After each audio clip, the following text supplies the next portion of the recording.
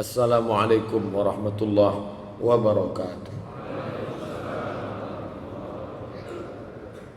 Alhamdulillah wassalatu wassalamu ala Rasulillah Sayyidina wa maulana Muhammad ibni Abdullah wa ala alihi wa sahbihi wa man tabi'ahu wa mawala. Subhanaka la ilma lana illa ma 'allamtana innaka antal alimul hakim. Rabbi shrah li sadri wa yassir li amri wa hlul 'uqdatam min lisani yafqahu qawli.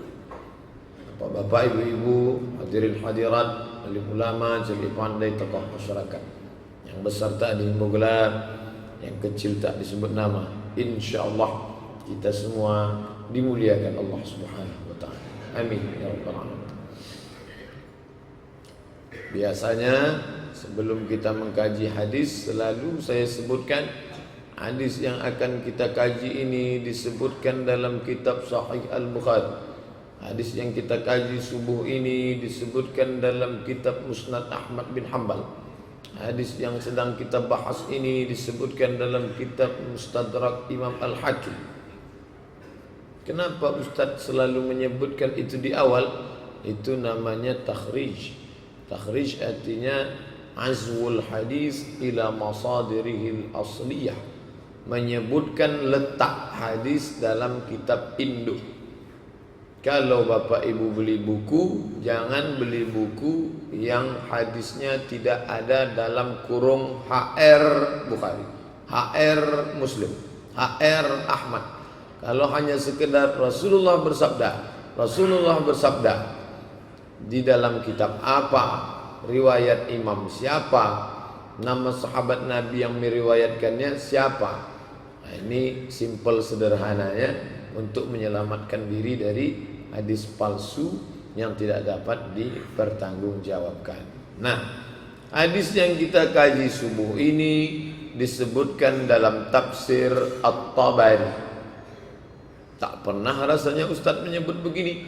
Biasanya hadis yang kita kaji subuh ini disebutkan dalam kitab Sunan Tirmidzi, dalam kitab Sunan Abi Dawud. Mengapa ada hadis dalam tafsir Tabari?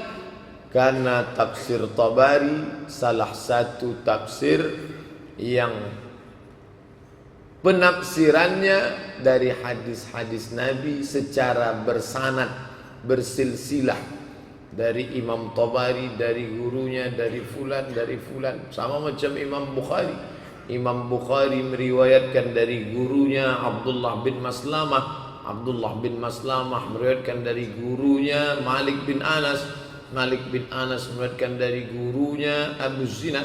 Abu Zinad meriwayatkan dari gurunya Al-A'raj.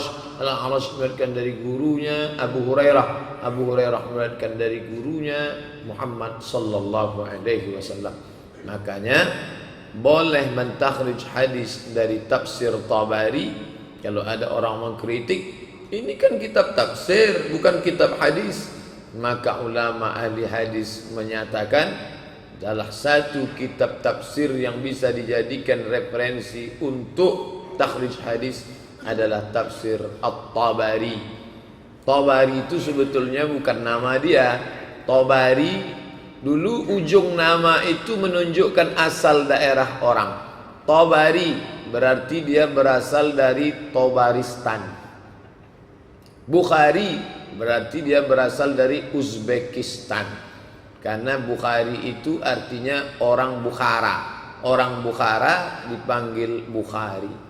Sedangkan Tabari dari Tabaristan. Nama dia Muhammad Abu Ja'far Ibnu Jarir At-Tabari.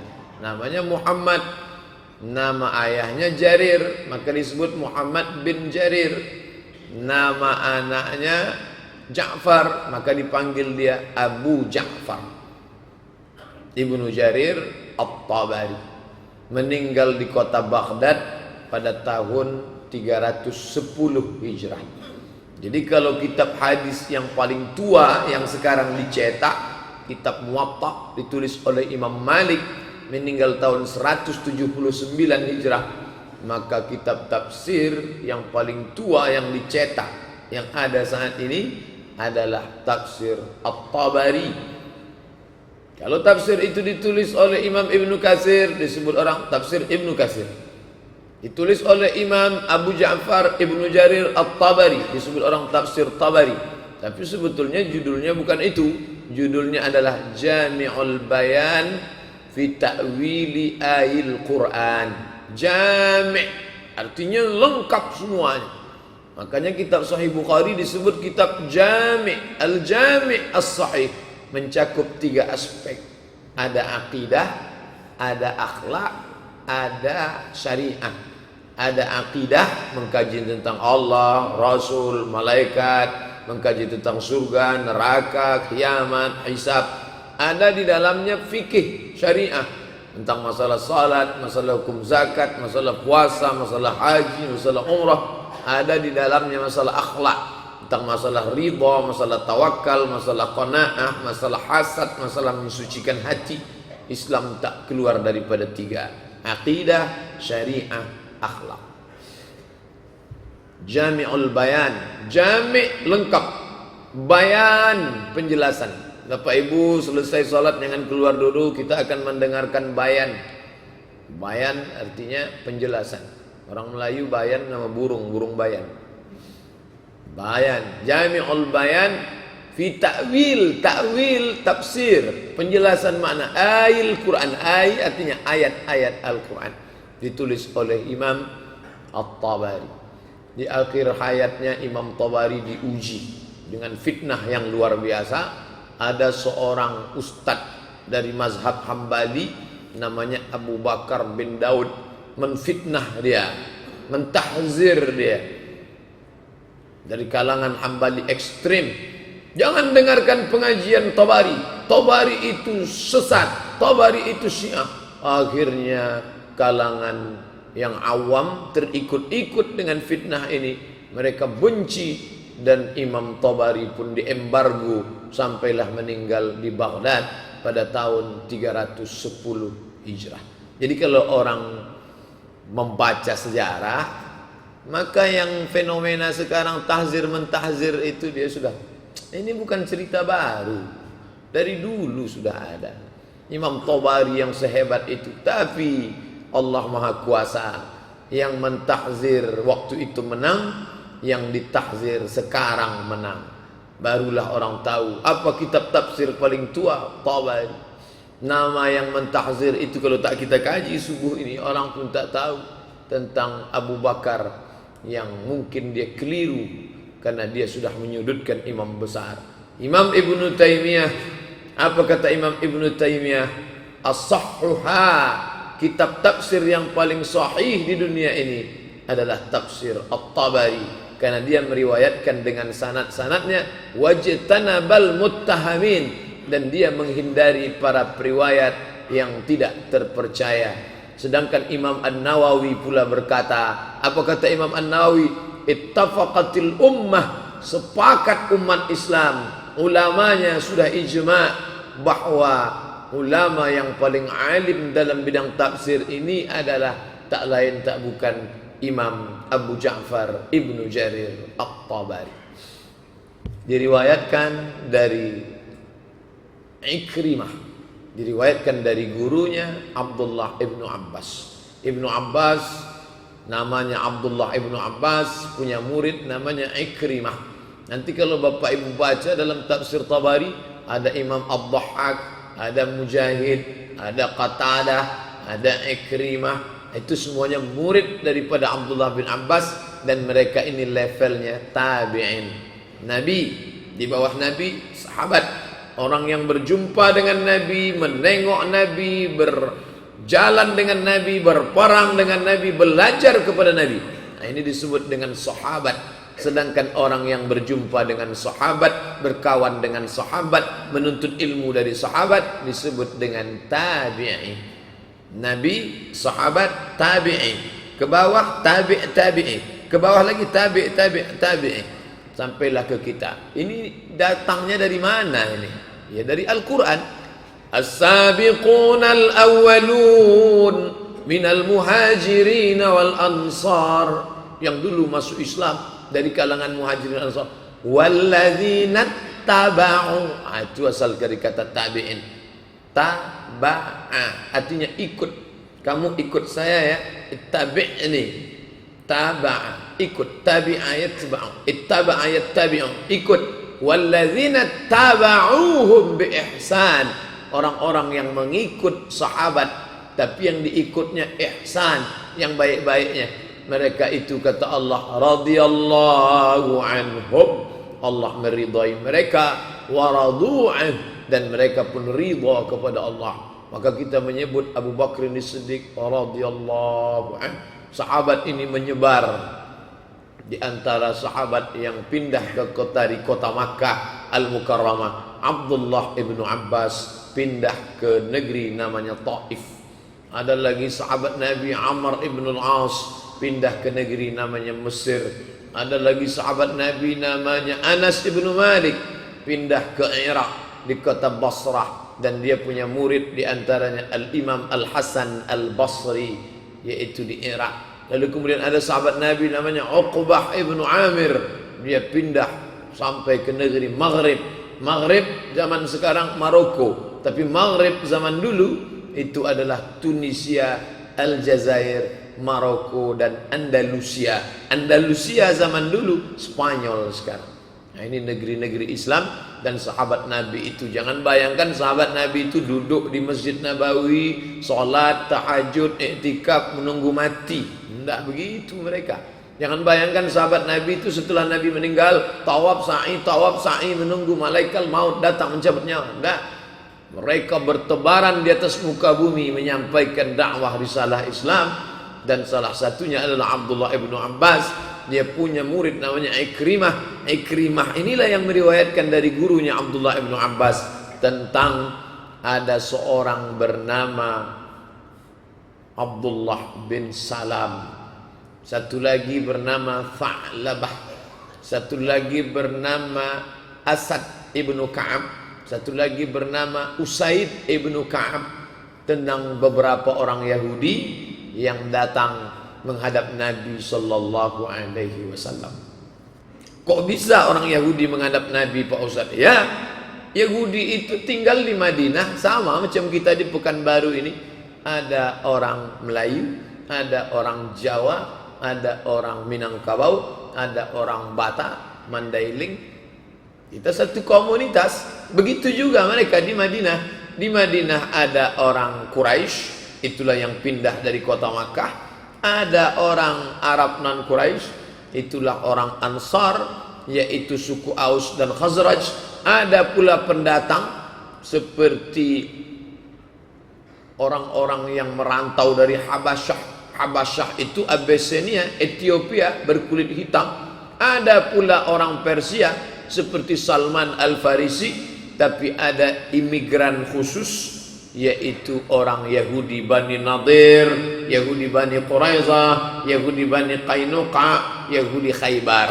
Maka Yahudi ini memang sudah lama di kota Al-Madinah Al-Munawwarah. Sebelum Nabi Muhammad SAW datang ke Madinah, komunitas Yahudi sudah ada. Lalu kemudian mereka sebagiannya masuk Islam ketika Nabi datang. Di antaranya inilah dia Abdullah bin Salam. Nama aslinya Husaid. Nama-nama yang tak elok diganti Nabi. Husaid diambil dari kata husnu, artinya tembok, benteng. Al-husun, tembok-tembok. Dulu orang kalau membangun kota, itu kota mesti ditembok supaya kalau musuh datang masuk dari pintu gerbang kalau mau damai. Kalau dari tembok dia bisa dipanah. Dan itu berlaku juga di tempat kita. Makanya ada tembok benteng Tuanku Tambusai berlapis-lapis di dalu-dalu. Masih ada lagi. Ustaz sampai ke sana ya. Kami ke Pasir Pangarayan, pergi ke dalu-dalu. Inilah benteng Tuanku Tambusai. Bagaimana mereka membangunnya dulu? Hanya saja benteng-benteng, tembok-tembok Tuan Raja pejuang di tempat kita itu kadang tak nampak lagi, hancur karena tempat kita banyak hujan. Hujan menghancurkan bangunan. Sedangkan di Maroko sampai sekarang kota Rabat itu masih tetap ada benteng temboknya. Jadi kalau masuk di kota Rabat, tengahnya ada benteng Kiri sudah jadi kota, kanan sudah jadi kota. Karena dulu itu kota kecil, setelah kota membesar, maka benteng tembok berada di tengah kota. Dia tak hancur karena hujan jarang turun. Nah, begitu juga dengan ini, maka mereka tinggal di komunitas kota Al-Madinah Al-Munawwarah. Husaid namanya, Nabi Robah namanya menjadi Abdullah. Nama ayahnya Salam, Abdullah bin Salam. Abdullah bin Salam Tha'labah ibnu Yamin. Ibnu Yamin artinya anak si Yamin. Orang Yahudi menyebutnya Bunyamin. Bunyamin Netanyahu. Itu dari kata ibnu Yamin. Lalu kemudian Asad ibnu Ka'ab. Satu lagi Usaid ibnu Ka'ab. Mereka ini datang menghadap Nabi SAW. Apa kata mereka? Yaumus sabti yaumun azim. Hari Sabtu itu hari yang agung, hari yang mulia, hari yang hebat. Lalu kemudian da'na linasbita fihi, biarkanlah kami mengagungkan hari Sabtu. Kenapa hari Sabtu itu hari agung? Karena dulu Allah Ta'ala menyuruh orang Yahudi memilih hari. Hari Ahad, hari pertama. Itsnin, hari kedua. Sulasa, hari ketiga. Arbi'a, hari keempat. Al-Khamis, hari kelima. Al-Jumu'ah, hari Jumat. As-Sabt, hari Sabat, hari Sabtu. Kalian mau pilih hari mana? Allah pilih satu hari untuk mereka supaya beribadah, tapi mereka curang. Nah, kalau begitu kalianlah yang memilih. Hari apa mau kalian pilih? Mereka pilih hari Sabtu, hari Sabat. Lalu kemudian ketika sudah sepakat, kalian pilih hari Sabat untuk beribadah ya? Ayah, kami pilih hari Sabat. Wa yauma la yasbituna la ta'tihim. Pada hari Sabat ikan, sebanyak-banyak ikan datang. Orang Yahudi ini orang pesisir, tinggal di tepi laut. Kota Palestina itu di tepi laut. Pada saat hari yang lain tak ada ikan. Tapi pada saat hari Sabtu sebanyak-banyak ikan datang. Konsentrasi buyar, berubah niat ibadah tak khusyuk, menengok ikan banyak di tepi pantai. Cuman Yahudi ini cerdas. Kalau orang kita dilarang menangkap ikan, jangan tangkap ikan hari Sabtu. Pasti orang kita tak mau menangkap ikan. Kalau mereka memang hari Sabtu dia tak menangkap ikan, dia tidak memancing, dia tidak menjala, dia tidak menjaring, tapi digalinya lobang hari Jumat sore. Galinya lobang di tepi pantai macam kolam besar. Lalu kemudian pada hari Sabtu pagi ikan-ikan pun datang masuk ke kolam-kolam yang sudah. Pas hari Sabtu malam Ahad mereka pun pesta ikan bakar. Marahlah pendeta, kenapa kalian menangkap ikan pada hari Sabtu? Apa jawab mereka? Kami tak menangkap ikan. Ikan tuh yang masuk ke kolam. Tengok, cerdas. Nah, jadi kalau ada nanti orang kita cerdas mengakal-akali agama, itu otak-otak Yahudi. Ini bisa diakal-akalinya. Orang Yahudi ini diharamkan bagi mereka syuhumahuma, syahmah, yaitu lemak.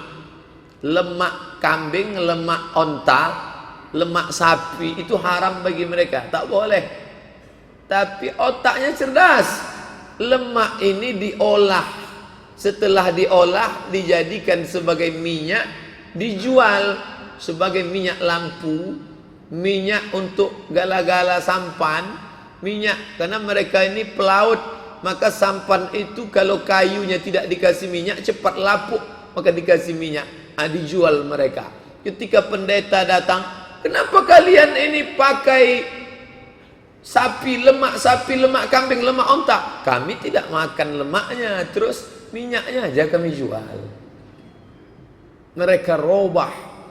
Makanya dalam Quran disebut ihdinas siratal mustaqim siratal ladzina an'amta 'alaihim ghairil maghdubi 'alaihim. Yahudi itu Nabi mengatakan maghdubi 'alaihim Yahudi, waladdallin Nasrani.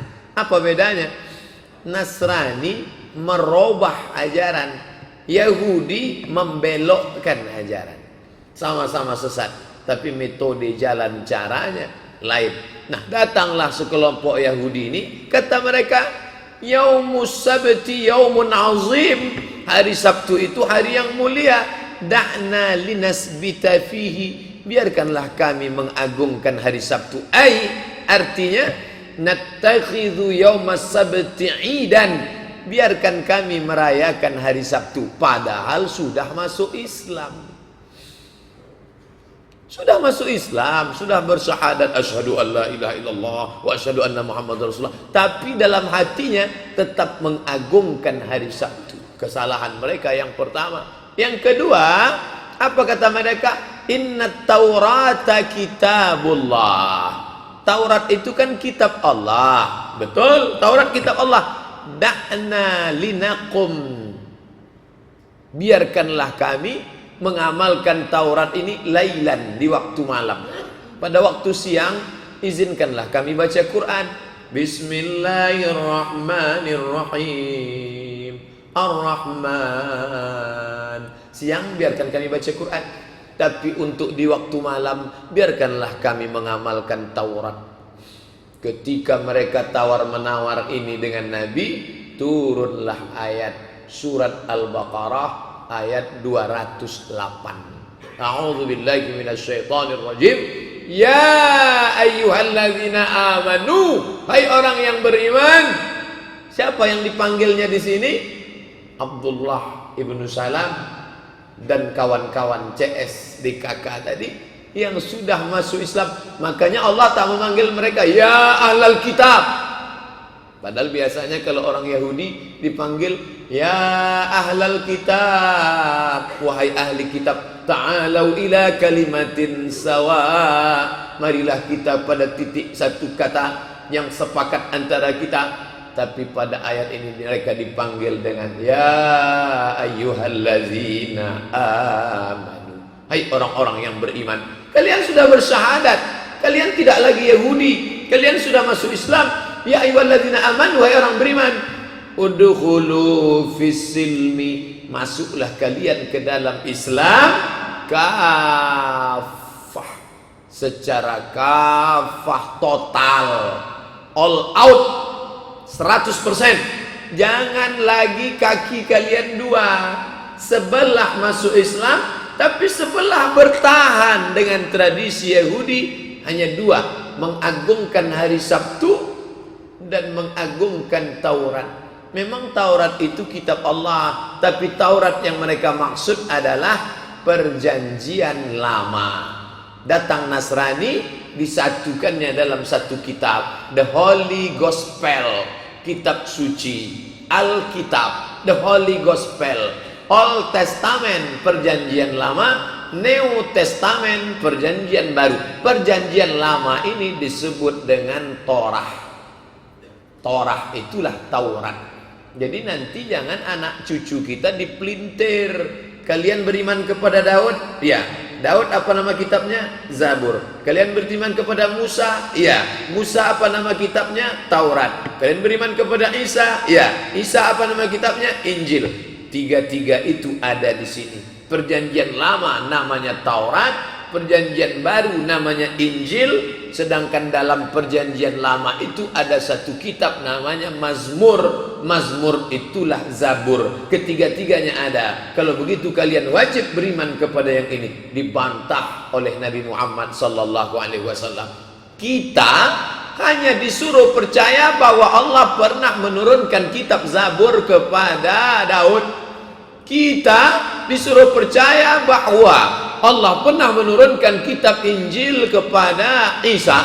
Kita umat Islam ini disuruh percaya bahwa Allah pernah menurunkan kitab Taurat kepada Nabi, kitab Injil kepada Musa, tapi kita tidak disuruh percaya kepada tulisan yang sekarang yang casingnya Taurat, tulisan yang sekarang yang casingnya Injil, tapi isinya pertama yuharrifunal kalima am mawadhihi, mereka membelok-belokkan kata tidak lagi sesuai pada tempatnya. Yaktubunal kitaba bi aidihim, ditulis mereka kitab itu dengan tangannya sendiri. Kemudian apa kata mereka? Hadza min indillah, ini datang dari Allah. Kekeliruan inilah yang membuat kita tidak bisa mempercayai Taurat, Mazmur, Zabur, Perjanjian Baru, Injil. Injil Matius, Injil Markus, Injil Lukas, Injil Yohanes ditulis oleh orang setelah Isa yang jaraknya amat sangat jauh dan banyak kontradiktif antar beberapa Injil itu. Bukan itu yang dibawa oleh Isa alaihissalam. Kita hanya disuruh percaya. Nah, pada zaman Nabi Muhammad sallallahu alaihi wasallam ini berserakan di kota Madinah. Karena mereka disebut dengan ahli kitab. Ahli kitab menulis, mereka bisa menulis. Lalu kemudian datanglah Nabi Umar ibn al-Khattab membawa selembar Taurat. Jalan Umar di Madinah nih. Umar kata Nabi, ya apa itu yang kau bawa? Taurat ya Rasulullah. Sini, ini Taurat. Iya, disobek oleh Nabi Muhammad. Laukana Musa hayyan, seandainya Musa hidup hari ini, ma wasa'ahu illa ayyattabi'ani, dia pasti ikut aku. Seandainya Musa hidup hari ini, wahai Abu Umar, dia pasti ikut aku, karena ajarannya itu mansukh, terhapus dengan datangnya risalah Muhammad sallallahu alaihi wasallam. Makanya orang Yahudi mengatakan, kami cinta sama Allah. Apa kata Nasrani? Kami cinta sama Allah. Turun ayat, ya Muhammad, qul, katakan kepada mereka, in kuntum tuhibbunallah, kalau memang kalian cinta kepada Allah hai Yahudi, kalau memang kalian cinta kepada Allah hai Nasrani, fattabi'uni, ikut aku, ikut Muhammad sallallahu alaihi wasallam. Siapa yang mengatakan cinta kepada Allah tapi masih tetap bertahan dengan Yahudi, maka cintanya palsu. Siapa yang mengatakan cinta kepada Allah tapi masih tetap bertahan dengan Nasrani yang notabene ajaran Paulus, maka cintanya palsu. Satu-satunya bukti cinta kepada Allah, fattabi'uni, ikuti aku. Ikuti siapa? Ikuti syariat Muhammad sallallahu alaihi wasallam. Tapi jangan mulut mengatakan ikut Muhammad tapi hati masih mengagungkan hari Sabtu. Mulut mengatakan cinta kepada Muhammad tapi hati masih mengagungkan Taurat, bukan Taurat yang asli. Oleh sebab itu maka ajaran-ajaran ini mansuh kecuali yang disuruh Nabi amalkan. Nah, itu boleh. Ibu puasa apa? Puasa Daud, Pak Ustadz. Mana ada puasa Daud? Puasa Daud sudah mansuh, tidak boleh. Puasa Daud tetap. Kenapa tetap? Karena Nabi memperakui takrir namanya. Nabi membenarkan puasa Daud. Mana dalilnya? Ahabbus saum ilallah saumi Daud. Puasa yang paling disukai Allah adalah puasa Daud. Riwayat ini disebutkan dalam dua kitab. Yang pertama, kitab tafsir At-Tabari. Yang kedua, kitab Asbabun Nuzul yang ditulis oleh Imam Al-Wahidi. Ibu bapak yang punya kitab tafsir Al-Quran di rumah, itu isinya 4 yang lengkap. Yang pertama ada tajwidnya, iqlab warna merah, ikhfa warna kuning, qalqalah warna hijau, idgham gunnah bila gunnah. Bagus, beli tafsir yang begitu. Anak-anak kita nanti baca di bulan suci Ramadan. Bapak ibunya pula ingat lagi pelajaran tajwid yang sudah lupa 20-30 tahun yang lalu. Saya sendiri pun kalau baca Quran kadang lupa hukum tajwid. Ustadz Al-Mukarram imam kita ingat, beliau mengajar tajwid qari. Tapi kita lupa, maka kita beli Quran dengan menengok warna, kita bisa ingat lagi. Ada terjemahnya kosakata, di bawah ada tafsirnya, tapi juga di dalam ada asbabun nuzul. Asbab, sebab. 1 sebab, 2 sababani. Sebab-sebab bahasa Arabnya asbab. Nuzul turun, sebab turunnya ayat. Bahasa kitanya kronologis. Apakah semua ayat Al-Quran itu ada sebabnya turun? Tidak. ada ayat yang tanpa sebab turun saja. Mana contoh ayat yang turun pakai sebab Pak Ustaz? Yas'alunaka 'anir ruh. Mereka bertanya kepadamu tentang ruh. Itu sebab turunnya. Orang Yahudi datang menguji Nabi, menjebak Nabi, mendesak Nabi. Muhammad, ceritakan kepada kami ruh itu apa? Terbuat dari apa? Bentuknya bagaimana? Bagaimana sifatnya? Bagaimana rupanya?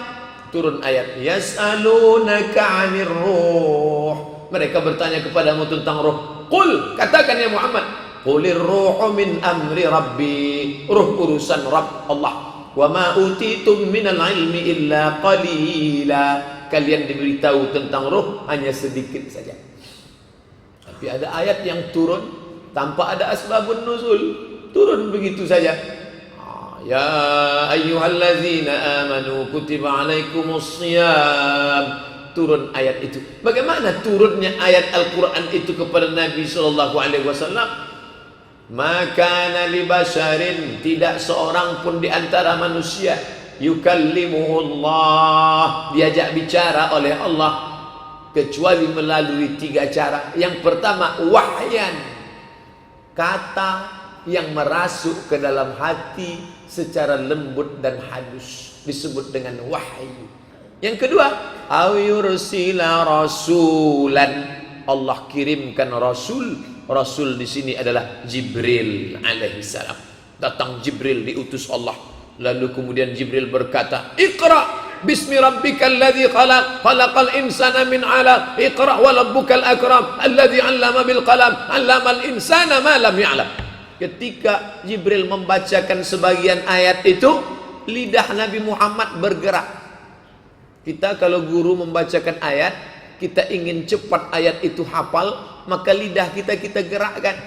Maka datang teguran Allah kepada Nabi Muhammad. Apa kata Allah? La tuharrik bihi lisanak. Jangan kau gerakkan lidahmu, lita'jala bih, karena engkau ingin cepat hafal. Inna alaina jam'ahu wa qur'anah. Kami yang akan mengumpulkan bacaan Al-Quran itu nanti di akhirnya. Wa qur'anah, kami yang akan membacakannya kepadamu ya Muhammad. Jadi Quran itu bukan lembaran-lembaran kertas yang turun dari langit, bukanlah satu kitab yang turun satu, tapi dia adalah suara yang didengar oleh Sayyidina Muhammad. Suara Muhammad didengar oleh Abu Bakar, Umar, Utsman, Talha, Aisyah, Zubair, Abdullah, Abdurrahman bin Auf. Didengar oleh tabi'in, didengar oleh tabi'in, didengar oleh guru kita, dan guru kita lah yang mengajarkan bunyi Al-Quran itu kepada kita. Kaf ha ya ain sad. Murid yang cerdas angkat tangan. Ustadz boleh tanya? Ustadz boleh. Coba Ustadz ulang balik bunyinya. Kaf ha ya ain sad. Tak ada huruf dal situ Ustaz. Kok Ustaz baca qalqalah di ujung? Ustaz tak pernah berpikir iya juga ya. Mau dia jawab dia tak tahu. Muncul ego marahnya. Jangan tanya-tanya. Saya dari guru saya dulu sudah begitu bunyinya. Kamu ikut aja saya. Kalau mau ikut jadi murid saya. Tak mau masuk neraka jahanam nanti. Suara yang turun itu, bukan kertas. Tulisan datang belakangan. Allah Ta'ala menurunkan suara, lalu Nabi menyusun tim namanya Kutabul Wahyi, penulis wahyu.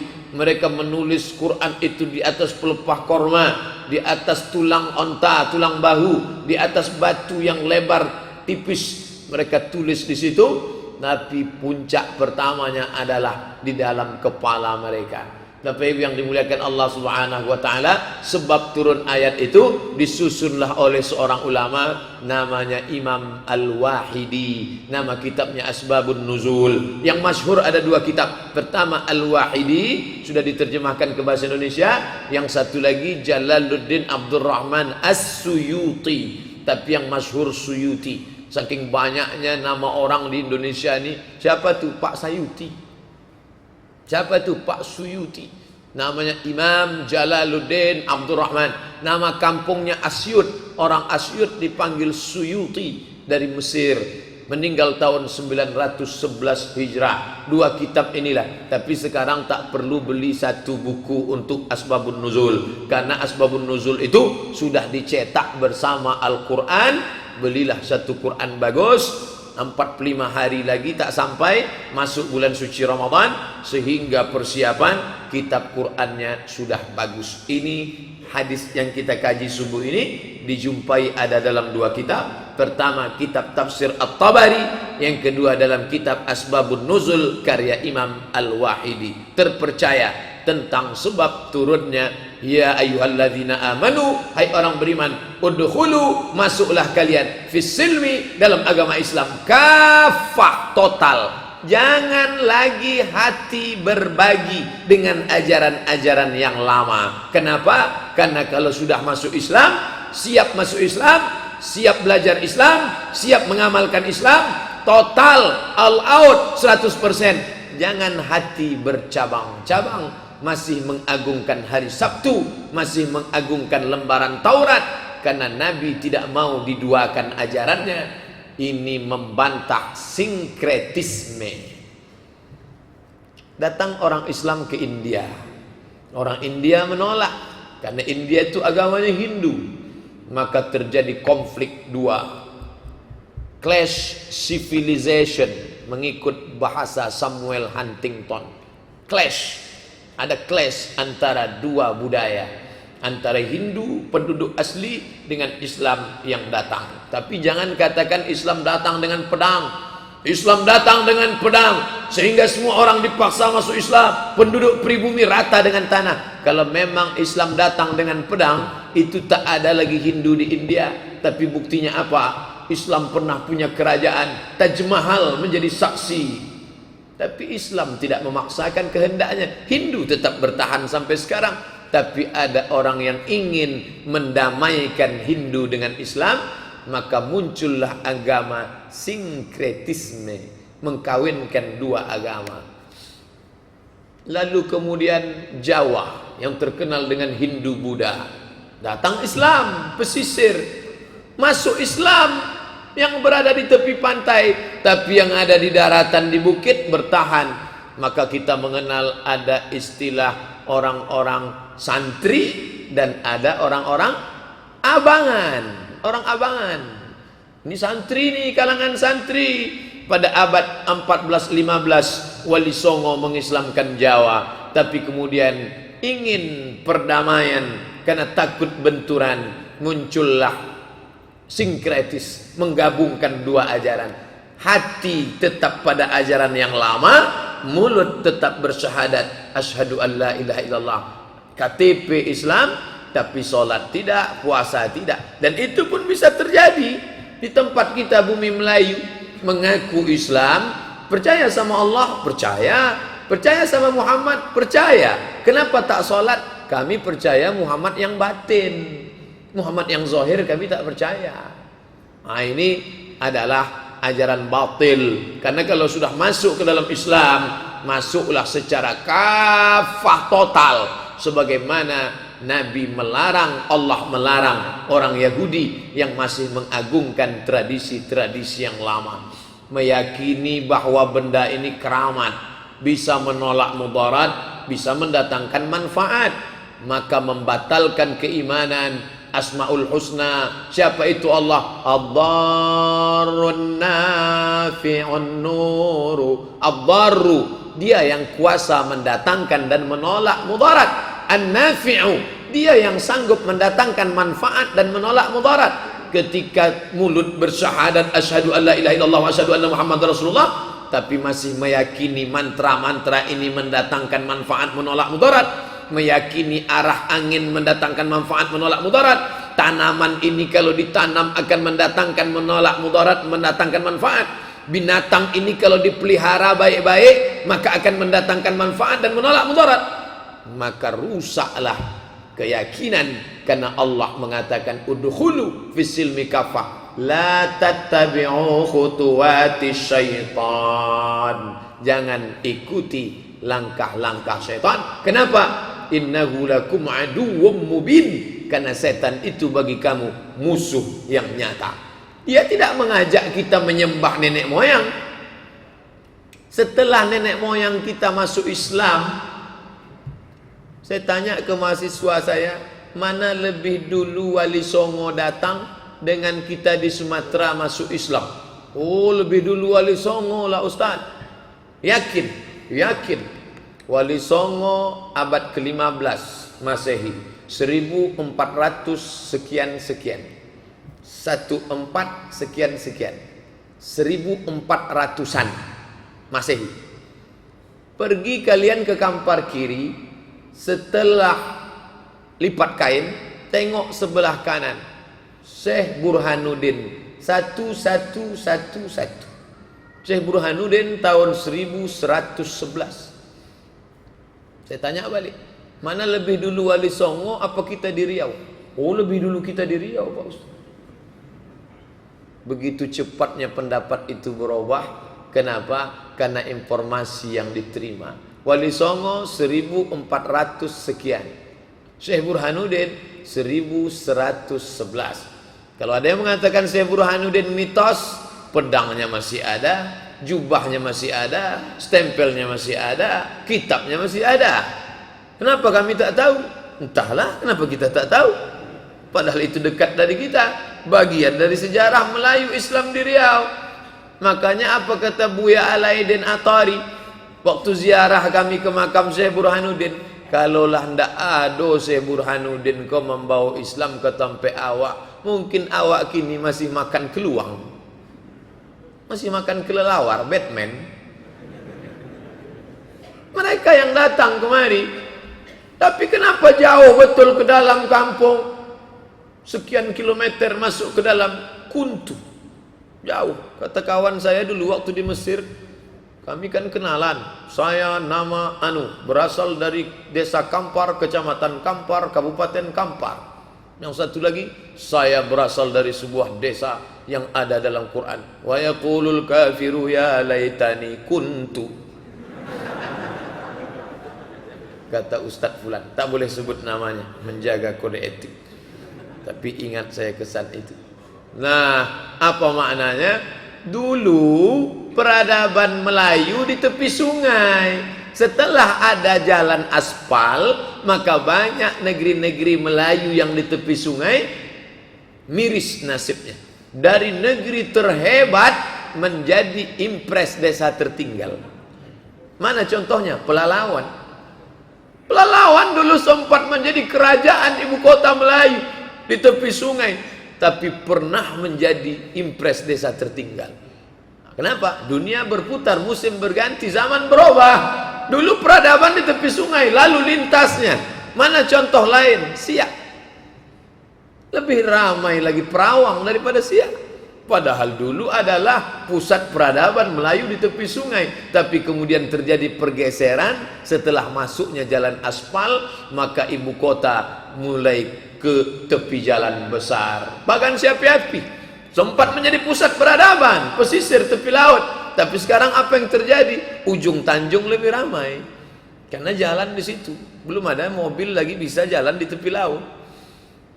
Nah, ini pergeseran peradaban. Ternyata ketika nenek moyang kita masuk Islam, tapi ada tradisi-tradisi yang lama.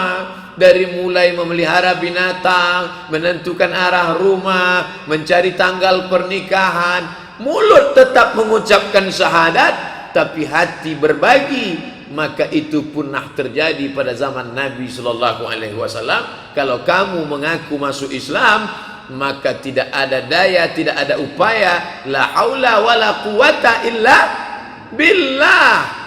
Mau berangkat bekerja, mau berangkat mencari nafkah, langkahkan kaki kanan, bismillahirrahmanirrahim, la haula wala quwata illa billah. Ini dalil sinkretisme itu sesat. Dengan niat baik, yang penting kan baik. Bagaimana umat ini bisa berdamai? Kita perlu kedamaian. Untuk apa beragama tapi perang? Lebih baik kedamaian. Maka kita comot-comot sajalah ambil dari Hindu, ambil dari Buddha, ambil dari Kristen, ambil dari Katolik, ambil dari Konghucu, menjadi satu, penuh dengan kedamaian. Batil. Sinkretisme dalam Islam adalah agama yang mengajarkan keselamatan, kedamaian, dan ketenangan, tapi bukan dengan cara kebatilan. Judulnya baik, tapi caranya tak baik.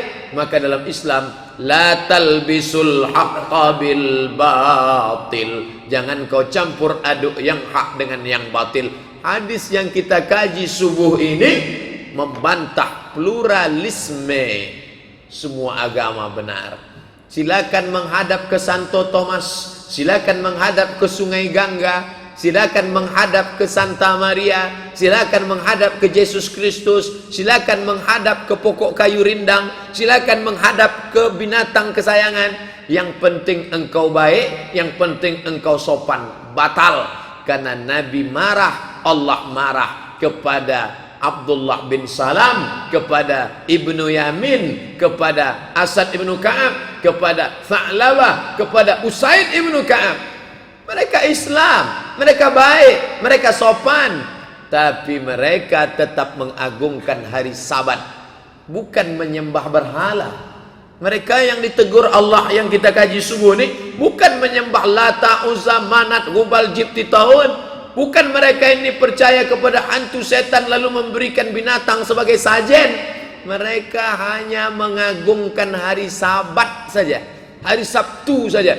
Marah Allah Subhanahu wa ta'ala. Yang perlu engkau agungkan hanya Idul Fitri, Idul Adha, hari Jumat. Agungkanlah hari Jumat dengan membaca surat Al-Kahfi. Agungkanlah hari Jumat dengan banyak bersalawat. Agungkan hari Jumat dengan solat Jumat berjamaah. Agungkan hari Idul Fitri, Idul Adha dengan bertakbir Allahu Akbar, Allahu Akbar. Agungkan dengan menyambung silaturahim.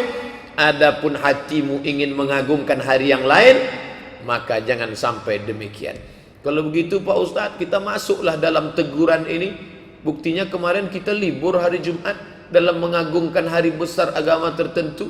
Ini negara dibangun berdasarkan Pancasila, multi etnis dan agama. Kita tidak mengagungkan ajaran orang. Agama ingin mengayomi semuanya.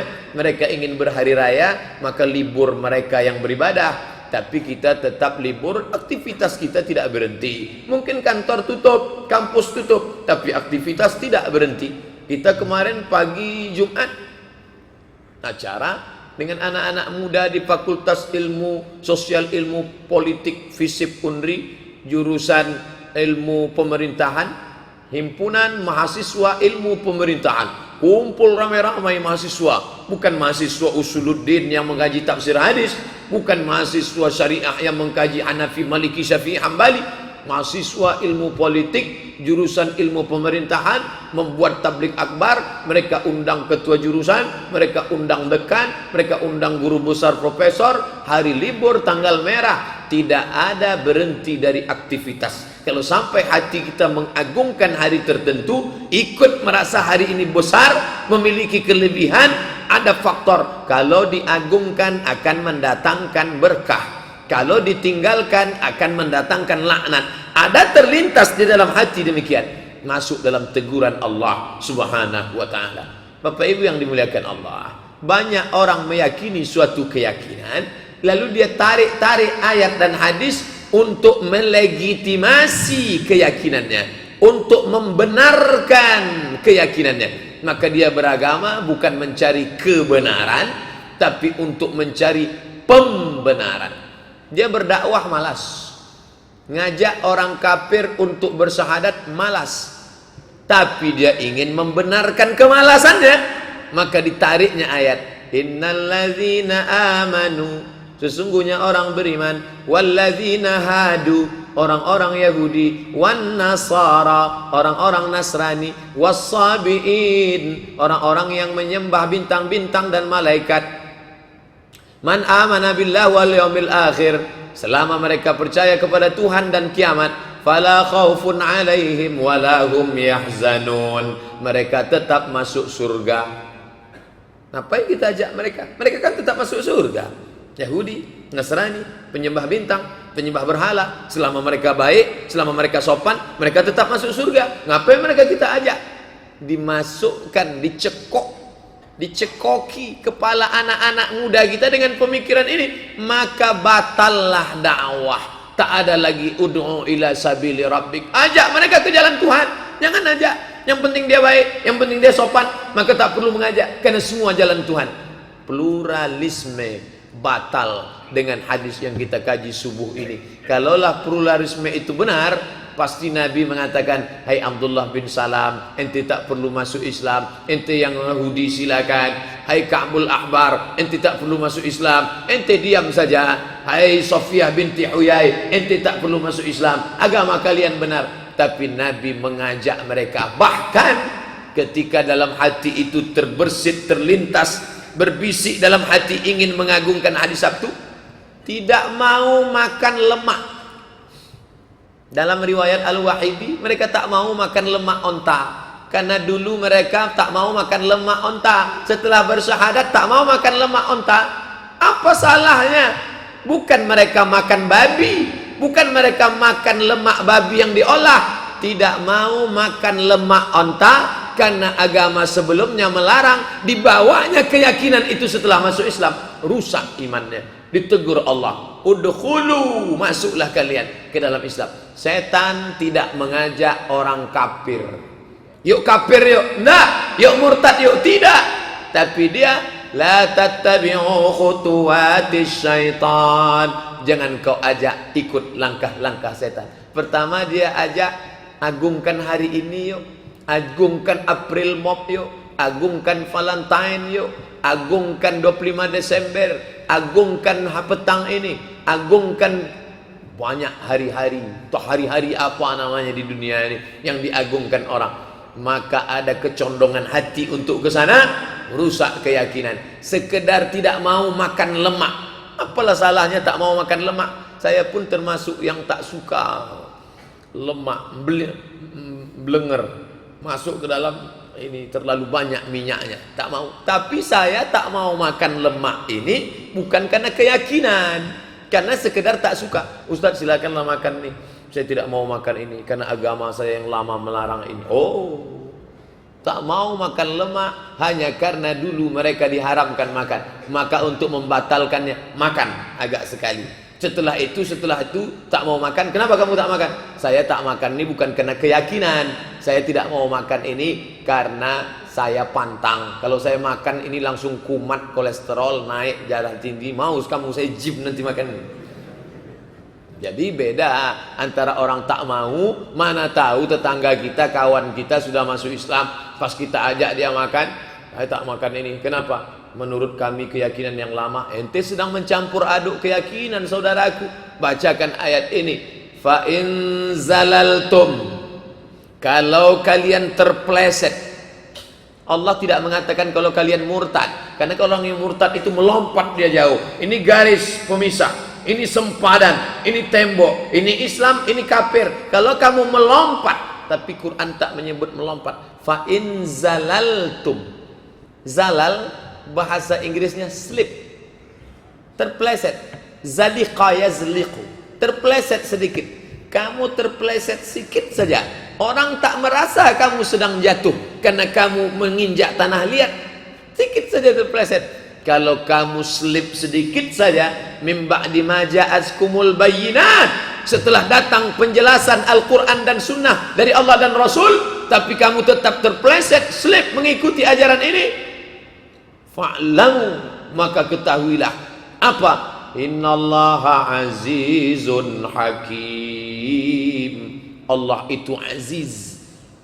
Kenapa ayat itu ditutup dengan Allah aziz, Allah hakim?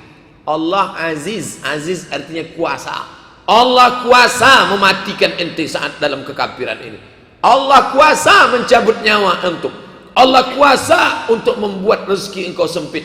Kenapa saya nih Pak Ustadz selalu memakai tradisi nenek moyang agama yang lama, tetap juga umur panjang? Ditutup Allah dengan azizun hakim. Allah itu bukan sekedar aziz, tapi dia juga hakim. Apa arti hakim? Bijaksana. Allah itu hakim. Walaupun engkau sekarang agak-agak terpeleset, disungguhnya engkau taubat, disuruhnya engkau berhenti supaya engkau balik ke jalan semula. Tapi kalau engkau tetap ikut dalam kesesatan, hati-hati, karena orang yang rezekinya murah walaupun dia sesat, kedudukannya tetap tinggi, dengan memakai permintaan dukun, meminta kepada jin, hantu, setan, tapi tetap berprestasi. Ingat, engkau sedang dimainkan dengan istidraj. Sanastadrijuhum min haitsu la ya'lamun. Mereka tak tahu kalau mereka sedang kami permainkan dengan istidraj. Wa umli lahum, aku mainkan mereka. Inna kaidi matin, tipu dayaku amat sangat kuat.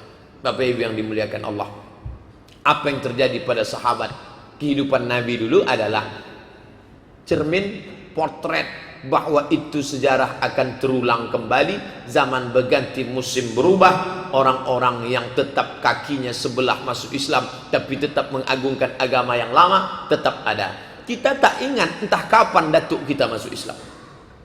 Saya kalau ditanya orang, Ustadz generasi keberapa Islam? Tak tahu saya. Yang tahu saya, bapak saya Islam, datuk saya Islam, monyang saya Islam, Islam. Tak tahu. Tapi Imam Bukhari bisa tahu dia kapan nenek moyangnya masuk Islam. Imam Bukhari namanya Muhammad, nama ayahnya Ismail, nama datuknya Ibrahim, ayah datuknya Al-Mughirah, ayahnya lagi Bardisbah. Kalau bahasa Melayunya apa tuh? Muhammad, nama ayahnya Ismail, berarti manggil ayah. Ismail punya ayah lagi Ibrahim, berarti datuk. Ibrahim ini punya ayah lagi namanya Mughirah, berarti Mughirah ini apa panggilannya? Unyang. Mughirah ini punya ayah lagi namanya Bardisbah. Apa nih? Unyung. Bardisbah inilah yang masuk Islam, Majusi masuk Islam. Kelima di atas Bukhari, Muhammad bin Ismail bin Ibrahim bin Al-Mughirah bin Bardisbah. Itu mu'allab. Imam Bukhari itu mu'allab datuknya masuk Islam. Dan dia bukan orang Arab, dia orang Persia, Bukhara, Uzbekistan, masuk Islam. Islam ini bukan punya Arab. Jadi jangan berkecil hati kalau kita pesek. Yang dilihat adalah apa isi kepala kita. Imam Bukhari tidak Arab, tapi kitab dia dibaca oleh orang Arab. Imam Tabari bukan Arab, Tabaristan, tapi tafsirnya dibaca sampai hari ini. Karena dalam Islam ini, setelah Islam datang, ini bedanya sama Yahudi. Yahudi tidak mengakui Yahudi kalau emaknya tidak Yahudi, walaupun bapaknya Yahudi. Makanya Yahudi yang menikah dengan perempuan bukan Yahudi, sekarang mau balik ke Israel, tak dikasih visa untuk menetap, tak dikasih permanent resident, tak dikasih sebagai penduduk tetap. Cek emaknya apa? Emaknya ternyata bule, tak bisa. Emaknya harus Yahudi karena mereka lihat dari darah emak. Sedangkan Islam agama universal. Cina, Konghucu masuk Islam, dia tidak disepelekan. Orang yang tinggal di hutan masuk Islam, dia tetap dianggap sebagai Muslim. La fadla bainal Arabi wal Ajam, tak ada beda Arab dengan non Arab. Wala farqa bainal abyadi wal aswad, tak ada beda kulit putih dengan kulit hitam. Kullukum min Adam, semua kalian dari Adam. Wa Adam min turab, Adam dari tanah. Yang dimulia di sisi Allah adalah yang ikut syariat Muhammad sallallahu alaihi wasallam. Itulah kaji kita subuh ini. Mudah-mudahan ada manfaatnya, menguatkan keyakinan kita. Jangan lagi hati kita bercabang, kuatkan keyakinan, tuntut ilmu sebanyaknya, amalkan, mukhlisina lahuddin karena Allah, selamatkan anak cucu dari sinkretisme dan pluralisme agama. Terima kasih. Mohon maaf banyak silap salah. Kita sudah masuk 6.26 waktu sholat sunat isyraq 2 rakaat. Setelah itu kita akan bahas tanya jawab sebagaimana biasa. Terima kasih. Mohon maaf banyak kesilapan. Wassalamualaikum warahmatullahi wabarakatuh. Ya Muhaimin ya salam, salimna wal muslimin. Ya Muhaimin ya salam, salimna wal muslimin. Bin Nabi khairil anam wa bi ummil mu'minin. Bin Nabi khairil anam